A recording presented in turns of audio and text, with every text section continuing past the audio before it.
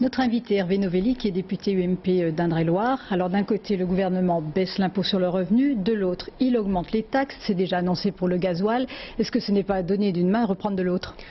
C'est vrai qu'il y a un problème de lisibilité et je crois que ce qui est très important, c'est d'avoir un cap et de s'y tenir. Et le Premier ministre a raison d'inscrire son action dans la baisse durable de la fiscalité, et la baisse de l'impôt sur le revenu en est une des marques.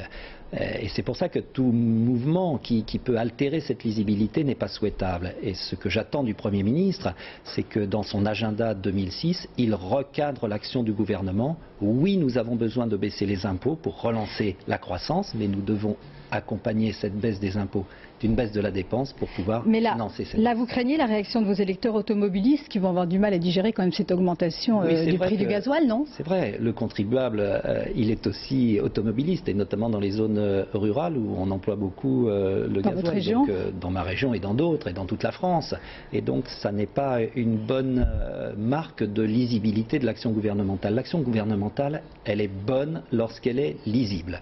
Et pour être lisible, l'action du gouvernement l'était lorsqu'il a annoncé cette poursuite de la baisse d'impôt sur le revenu. Donc vous dites là, il fait une erreur? Je dis qu'il doit inscrire cette baisse dans la durée, continuer d'envoyer ces signaux à l'économie. L'économie est une matière vivante.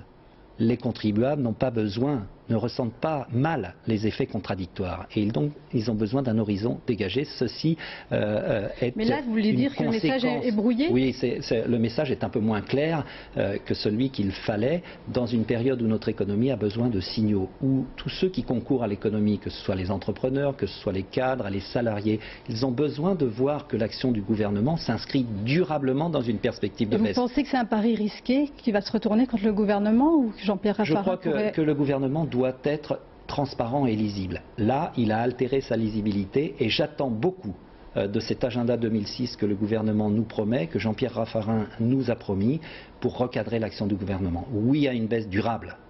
Oui aussi à une baisse durable de la dépense publique, qui est le seul moyen de financer ces baisses. Alors justement, c'est quoi, vos recettes alors pour trouver de l'argent? Parce que Bruxelles râle, donc il faut bien trouver de l'argent. Oui, mais on peut trouver aussi des économies. Et il n'est pas besoin de penser toujours à toujours plus. On peut trouver des économies. Trouver des économies, ça n'est pas une politique aveugle, c'est de définir des priorités.